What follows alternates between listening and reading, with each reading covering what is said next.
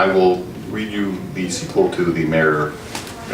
We'll make a brief statement and then take questions. That story was written during the David Miller administration, and it features kind of a kinder, gentler sort of mayor than the one in this story, which was written during Toronto Mayor Rob Ford's term. Actually, it was written before any of the really sensational stuff blew up, and it's not really about Rob Ford anyway, honestly. It's called Knife Fight. And here goes. Not many outside the confines of the political wing at City Hall would guess it, but our new mayor is an expert with a knife. He has been practicing since he was a boy, from the first day he laid eyes on the 11-inch Bowie knife jammed hill deep into a tree stump in the family's ancestral woodlot, and withdrew it, claiming it as his own then and forever. The concrete of his father's basement workshop floor is still flecked with tiny reddish-brown dots, a Jackson Pollock record of the young mayor's apprenticeship, those nights when he was too slow or worse, too quick. Those days are long past, and now those days are long past. Sorry, there's a weird moment here. And now the mayor is neither. He is merely bold. He is an expert. Since the hour of his swearing in, the mayor has kept the knife in his desk drawer next to his chain of office, wrapped in an oilcloth tied with thin leather straps. There it slumbers 6 nights a week. The 7th, Thursday, the mayor carefully unwraps it, holds it to the fading afternoon light to see that its edge remains keen, and, in the company of his older cousin, the one who oversees road repairs in the West District, the mayor steps into the elevator that takes him straight to the parking garage. And so it begins. In the beginning, the waiting crowd had been small indeed, comprised of a handful of senior staff and 5 city councillors, each hoping to become the mayor's deputy and thereby enjoy the attendant perquisites and honors. They had been there since 3 p.m., stripped to the waist and greased with goose fat, not daring to speak, barely breathing. The mayor's cousin had reviewed the rules with each of them, which he called Robert's Rules of Knife Fight.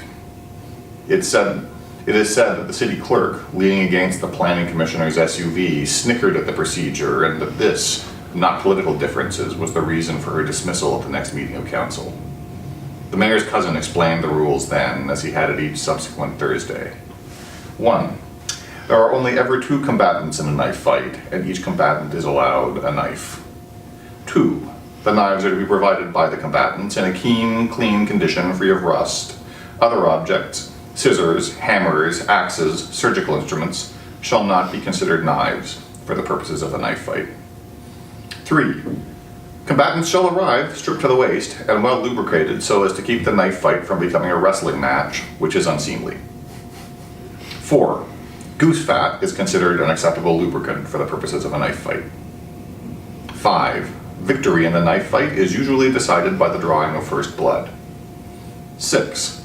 Combatants shall avoid their opponents' faces, hands, and throats, confining their strikes to parts of the body usually covered by appropriate business attire. 7. In the event that both combatants draw blood from one another at the same instant, the knife fight shall be considered a draw and entered into the records as such. 8. To the victor go the spoils. The knife fight remained a well-kept secret for many months. It is true, we wondered at the selection of the new deputy mayor, a stocky, dull-witted rookie councillor from the Slaughterhouse district, who was unable to finish a sentence without uttering a profanity and crumpled his briefing notes without reading them. And more than once we had seen a blossom of red erupt on the white blouses that the new budget chief wore to the committee meetings regarding capital allocations for the coming fiscal year. And we had wondered at the propensity of the new chair of the Transit Commission to press a fist into his mouth and shut his eyes during breaks in meetings, as though holding back tears at some awful recollection. But who cared about such things in the larger scheme? Not us, not at first. The first year of the mayor's first term was successful by any account. The budget chief not only balanced the books, but was able to deliver a modest property tax reduction for the elderly and lay down plans for a swimming pool and target range, creating the first 2/3 of a much-needed triathlete program in the underprivileged slums lining the riverbank. Our editors wrote supportive editorials as the deputy mayor announced that the Association of Suburban Golf Courses would open up in the winter months for the final third. The new light rail servicing the old blue-collar municipality of Smelt received all the funding it needed from a new federal grant program announced by the Transit Commission chair in tremulous tones. So he filled our newspapers and broadcasts and blogs with triumphant stories of the mayor's success. We remained silent on the price that his council seemed to be paying for that success. Perhaps we intuited the truth. Getting too close to the story might mean crawling too close to an edge, a knife's edge. Tabloid reporter Stan Bollickser broke the story. Nobody should have been surprised, yet we all were.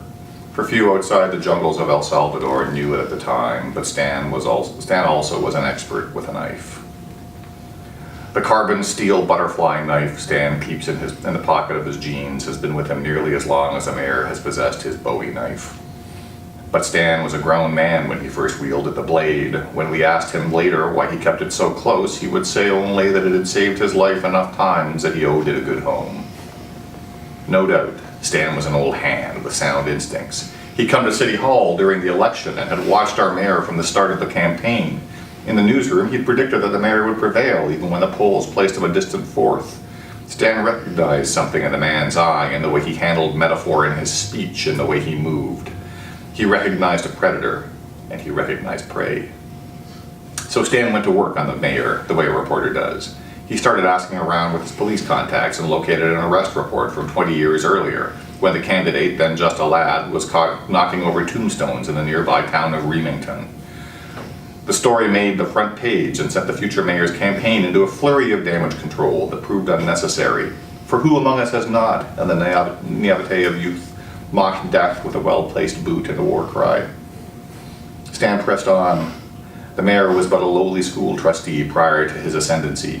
Stan dug up the mayor's voting record and discovered he had voted to ban several well-regarded texts from public school libraries where he had voted for his own salary increase, not once, but 3 times.